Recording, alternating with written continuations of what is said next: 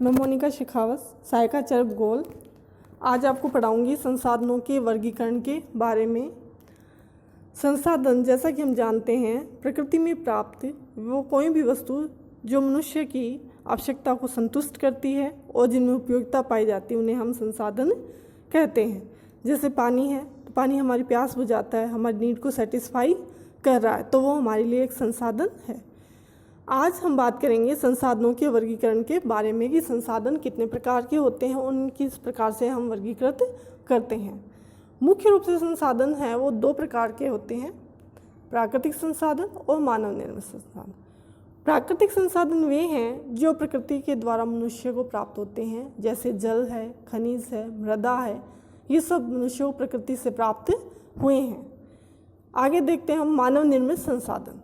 मानव निर्मित संसाधन वे हैं जो मनुष्य ने स्वयं बनाए हैं प्रकृति की सहायता से। ये भी प्रकृति से सीधे उसे प्राप्त नहीं हुए। जैसे यातायात के साधन है, मोटर गाड़ियों का विकास किया है, तो ये मनुष्य ने किया है, प्रकृति की सहायता ली है, लेकिन निर्मित किसने किया है? मनुष्य ने। तो इन्हें हम कहते हैं मानव निर्मित संसाधन। प्राकृतिक संसाधन और मानव निर्मित संसाधन हमने देखे। अब आगे प्राकृतिक संसाधनों को भी कई आधारों पर वर्गीकृत किया जा सकता है। पहला आधार हम देखते हैं विकास के आधार पर प्राकृतिक संसाधनों का वर्गीकरण। विकास के आधार पर प्राकृतिक संसाधन जो है वो तीन प्रकार के होते हैं। पहला, वास्तविक संसाधन। वास्तविक संसाधन, जैसा कि नाम से ही पता चल रहा है, वे संसाधन हैं जिन्हें हम वर्तमान में प्रयोग में ला रहे हैं, जिनकी एग्जैक्ट मात्रा के बारे में हमें पता है, जिनके डेवलपमेंट की टेक्निक भी हमारे पास है और हम उन्हें प्रयोग में लेकर आ रहे हैं, जैसे कोयला है, यूरेनियम है। दूसरा इसी में कड़ी में देखते हैं वो है संभावित संसाधन। संभावित संसाधन वो हैं जिनका सर्वे किया गया है, हमें उनके बारे में पता है, लेकिन उनके डेवलपमेंट के लिए, उनको काम में लाने के लिए इतनी अधिक तकनीक का विकास नहीं हो पाया, तो हम उनको प्रयोग में नहीं ला पा रहे। वो हमारे भविष्य के ही संसाधन है, वो हो गए संभावित संसाधन। तीसरा संसाधन जो है वो है भंडार संसाधन। भंडार संसाधन वो है जिनके प्रयोग के लिए हमारे पास न तो तकनीक है, न हमें ये पता है कि वो कहाँ उपलब्ध है या कितनी मात्रा में है।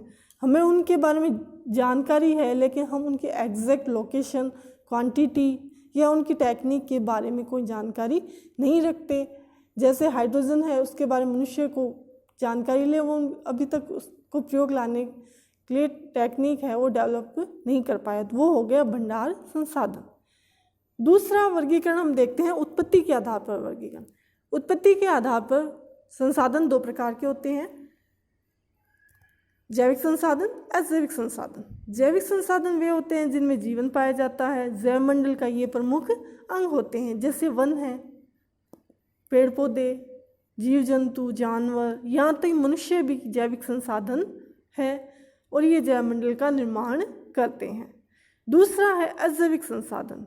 जैसा नाम से ही पता चल रहा है, इनमें जीवन नहीं पाया जाता, ये नॉन लिविंग थिंग होते हैं, लेकिन ये जैवमंडल को आधार प्रदान करते हैं, जैसे जल है, वायु है, मृदा है, धरातल है।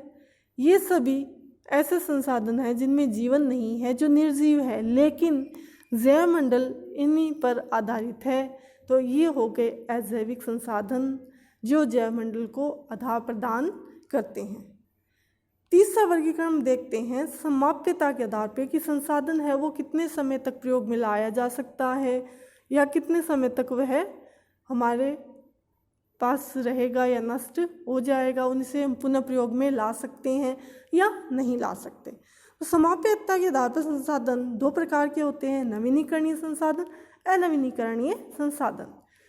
नवीनीकरणीय संसाधन, नाम से पता चल रहा है कि वे संसाधन जिनको हम पुनः प्रयोग में ला सकते हैं, जो असीमित मात्रा में हमारे पास में है, जैसे जल है, सूर्य का प्रकाश है, ये असीमित मात्रा में है। सूर्य का प्रकाश है वो असीमित है, वो कभी समाप्त नहीं होगा। तो ये संसाधन जो असीमित होते हैं, प्रकृति में के प्रदूषण में या पर्यावरण प्रदूषण में भी इनका योगदान नगण्य होता है। ये हो गए नवीनीकरणीय, जिन्हें हम पुनः प्रयोग में ला सकते हैं। दूसरा है अनवीनीकरणीय संसाधन। अनवीनीकरणीय संसाधन वे होते हैं जिनको हम पुनः प्रयोग में नहीं ला सकते, जिनको एक बार हमने प्रयोग में ले लिया तो वो हमेशा के लिए समाप्त हो जाएंगे। इनके निर्माण में हजारों वर्ष लगते हैं, लेकिन इनका यूज़ हम कुछ ही घंटों में उपभोग कर लेते हैं। जैसे कोयला है, कोयले का जो निर्माण है वो लाखों वर्षों में होता है, लेकिन जब हम कोयले को प्रयोग में लाते हैं तो वो कुछ ही घंटों में नष्ट हो जाता है और हमें पुनः प्राप्त नहीं होता।